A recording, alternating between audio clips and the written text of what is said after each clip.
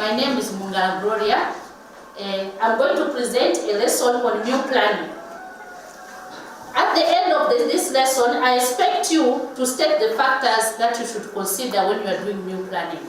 Apart from that, I also want you to tell me or identify the suitable foods for individual needs. Then I'll also expect you to explain what meal planning is. So before I go any further, I would like you to tell me some of the foods that you ate yesterday. Yes?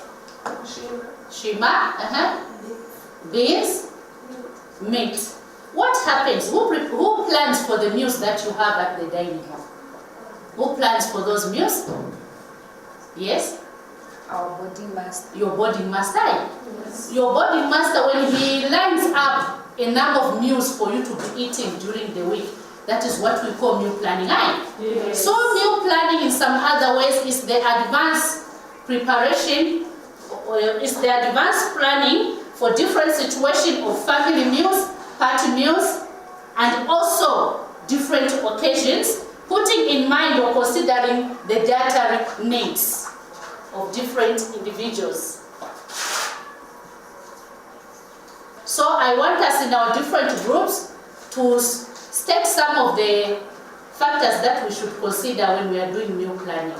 So in your groups, I want you to write those factors that should be considered when you are doing meal planning. I'm going to distribute paper that you are going to use.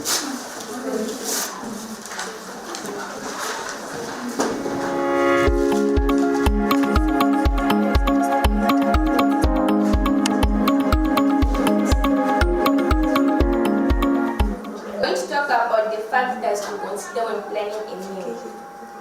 Number 1, daily activity. Go ahead. Sex and age. Healthy. Occupation. Occasions. Taboos. Likes and dislikes. Even religious beliefs.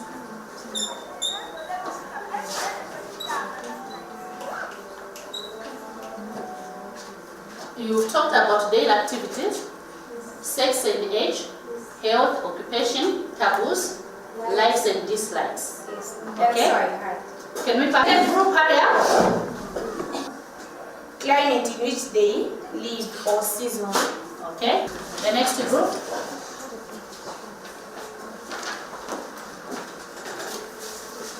Points to consider when preparing a meal: sex, age, health conditions, occasions, likes, dislikes, daily activities, and religious beliefs. The next group. Hurry up. Factors to consider when planning a meal: the food available. You have to consider the food that you have, the money available, facilities available, occasion, sex, age, motivation, and interest. Is there anything that is different? Do we have someone with a different point? No. Okay, very good, girls. You have given me a number of points that should be considered when one is doing meal planning. When we talk about daily activities, we have different types of work that we do every day. Yes. We have children that run about, they run up and down. We also have people that push wheelbarrows.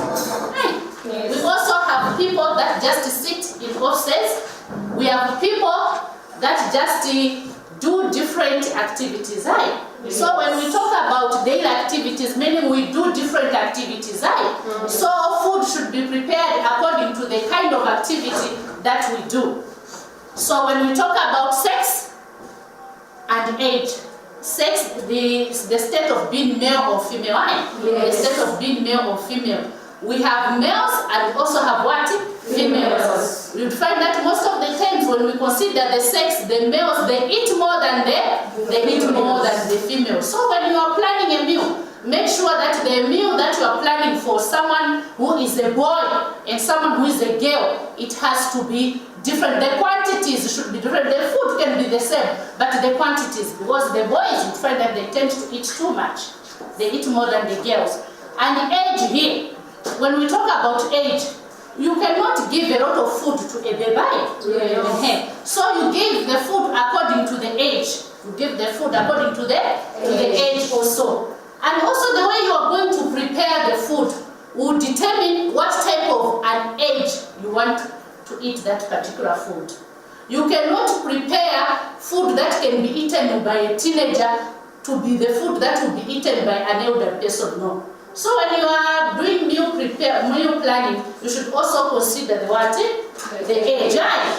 Here, you consider the small ones, you consider the teenagers, you consider the adults, you consider also the senior citizens. Yes. So when we talk about health, we have different types of illnesses that we face. We have people that are diabetic. Someone who is diabetic do not eat fatty foods. They don't eat fatty foods. So if you include the fatty foods in their diet, it means you are killing them. They will be sick every now and then. So for someone who is diabetic, you do not expect them to eat the same type of food with someone who is not diabetic, no. Because there are rules that are attached in their meals. And most of the times you find that their meals, they are prepared in a special way. We also have people that are hypertensive. People that are hypertensive, you don't expect them to eat fatty foods. You don't expect them to eat a lot of carbohydrates. You don't expect them to eat a lot of sugary things, just like those that are diabetic. So that is only healthy conditions. So when you are preparing a meal, make sure that the meal that you are preparing is going to suit the person that you are preparing the meal for. So when it comes to occupation, we have different types of work that we do. Me, I'm a teacher, I do a lot of talking. I do movements here and there. Then we also have people that just sit in an office. People that just sit in an office. You cannot expect someone who just sits in an office to eat the same amount of food with someone who is doing a Uber pushing. No. Someone who is doing a lot of manual work will require a lot of energy giving foods. But someone who just sits in an office will not require that type of food. So when you are preparing meals, make sure, because those people, they don't move about, you find they are just seated. And that's why most of the times you find that the people that are highly affected with diabetes are the people that do office work. Why? Because there are no movements that they do. The only thing that they do from morning is to just sit in an office and eat, work, laptop, eat. That is the kind of work that they do. They do not have time to utilize the food that they eat. So you consider that. On the taboos, we have people that say, no, because meat is red meat, it has blood, I cannot take chicken because of the blood, just like that. That is on the taboo side. We have people like the vegetarian side, like the lacto and the strict vegetarian side. They have taboos also. Then the dislikes, just mere liking. Me, I like this type of food. In your home, what kind of food do the children like most eating? What kind of foods don't they like eating? You also consider that. Climate change. We have foods that are in season and foods that go out of what season. When it is January up to somewhere April, we have green vegetables like pumpkin leaves. We have also many different types of radishes that are present at that particular time. Even the fruits, the kind of fruits that are found in that particular time. So when it is that time, you prepare those kinds of of food. Well, also, you have time like cold season. You cannot give someone the foods that are prepared in the hot season to be eaten in the cold season. No. When it's cold season, someone will require to eat foods that will warm their bodies. When it's hot season, of course you are going to take shima, you are going to take other warm foods, but not compared to the time when it is very, very cold. When it is very hot, one will need to take foods that are cool. So also we have foods. Most of the times we do preserve foods. We do preserve foods There are foods that can be eaten when they are out of season because we preserve them. Then on occasion here we are talking about parties, maybe dinner. We are also talking about wedding occasions.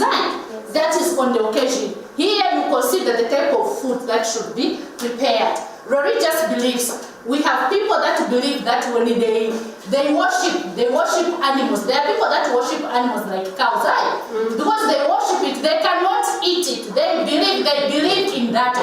Because of that belief that they have in it, they cannot take what? Meat. So when you're preparing a meal, make sure that you put that into consideration. The food available, you look at what you have in your home. Do you have enough food? What kind of food do you have?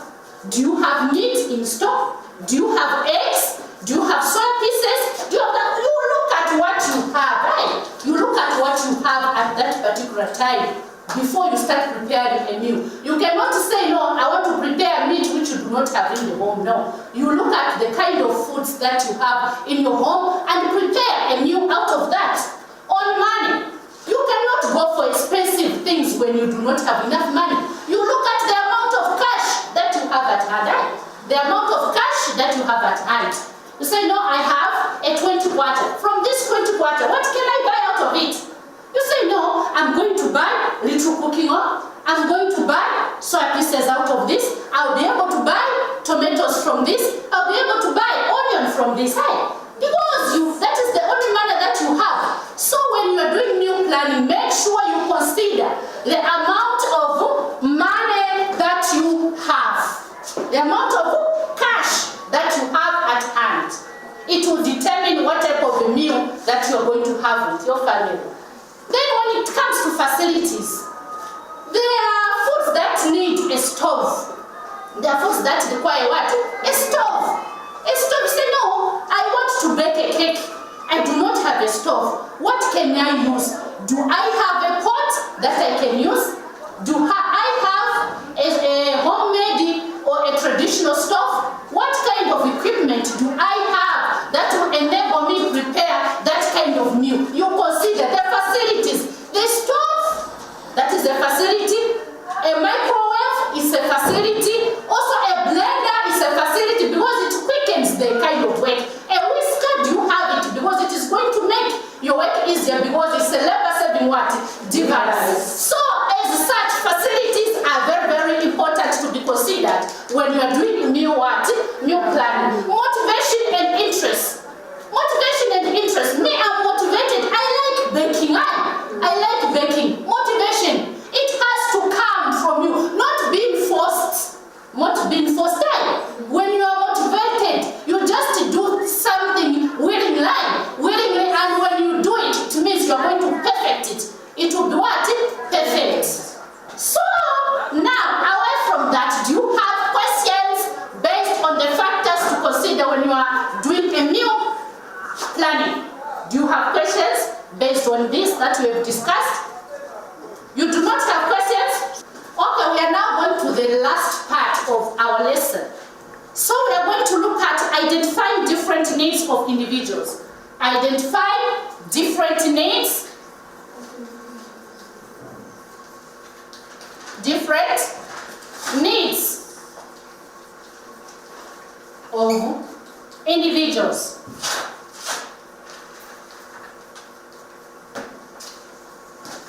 When we talk about identifying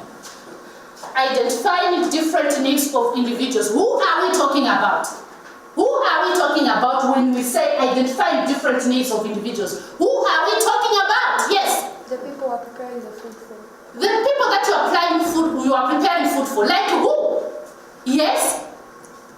Elderly people. Elderly people. Very good. Elderly people. Another one? Elderly people. Yes? Invalid. Invalid. Another one? Yes? Adolescents. Adolescents.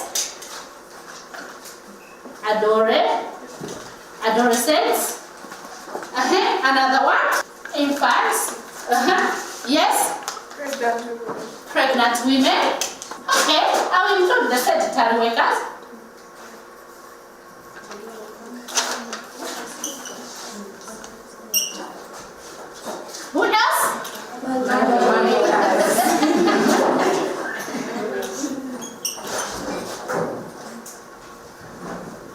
manual workers. Okay. Identify different needs of individuals. In this category, we have the elderly people, invalids, adolescents, infants, pregnant women, sedentary workers, and manual workers. We are not going to look at all of them. I'll pick one of them. I'll pick one of them, because if we are to go for each and every group that we have mentioned here, it is going to take a lot of time. So specifically now, we are going to look at elderly people. Elderly people. You are planning a meal for elderly people. How should meals for elderly people be? It should not contain a lot of fats. It should have less fats. Another one? Yes? It should have more calcium because they need Calcium?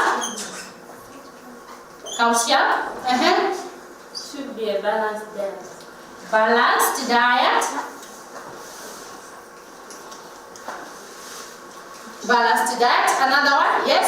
Proteins prepare 1 ounce tissue. Proteins. Another one?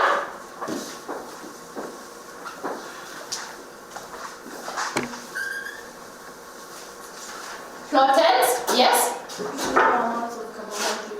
Minimum amounts Minimum amounts of of carbohydrates. carbohydrates. Very good. Minimum amounts.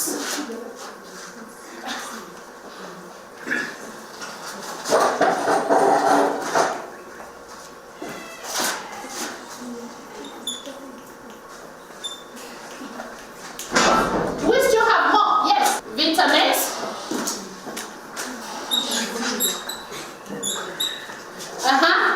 Yes. should not contain a lot of sugar. Sugary, less sugar. Less sugar. And now also include iodine. Elderly people should not be given foods in large quantities. They should not be given foods in large quantities. Instead, they should be given foods in less portions. In less what? Portions. Why should they be given food in less portions or in small portions? Or why should we give them little foods at a time? Why are they given little foods at a time? Yes. Because they don't do much work. They don't do much work. They don't do much work. There's no work that they do. Elderly people, most of the times, they just do less work. Sometimes they do work seated. So when we talk about less foods that should be given to them, we are talking about the carbohydrates. Because carbohydrates, most of the times, they are needed for energy. They don't need a lot of energy-giving foods. They just need little energy-giving what? Foods. Less fats. Their food should not have a lot of fats because it can distort their appetite. Apart from distorting their appetite, it can cause different illnesses. As you know that as people become of age, as they grow, as they grow older, you'd find that different illnesses, they attack them.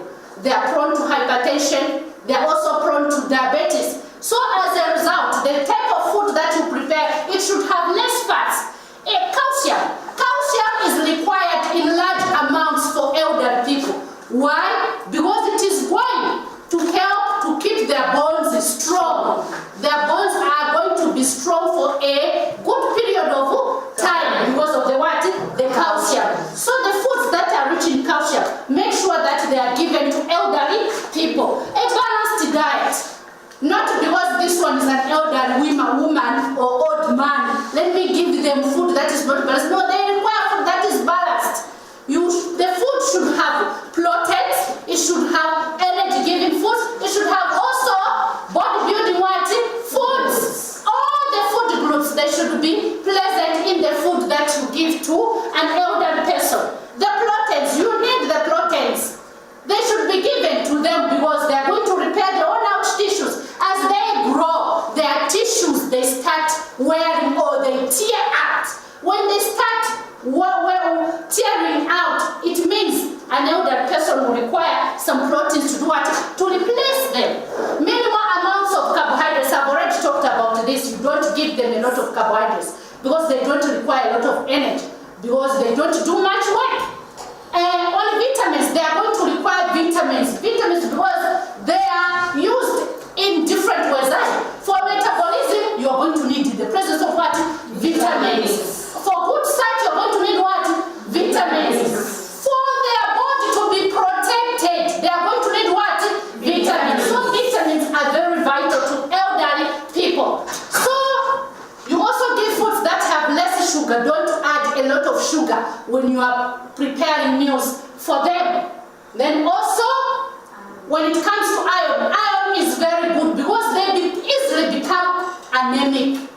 When you provide them with foods that have iron, it is going to help them to make the hemoglobin, which is required for the blood iron. Yes. So it's very, very important for you to give them what?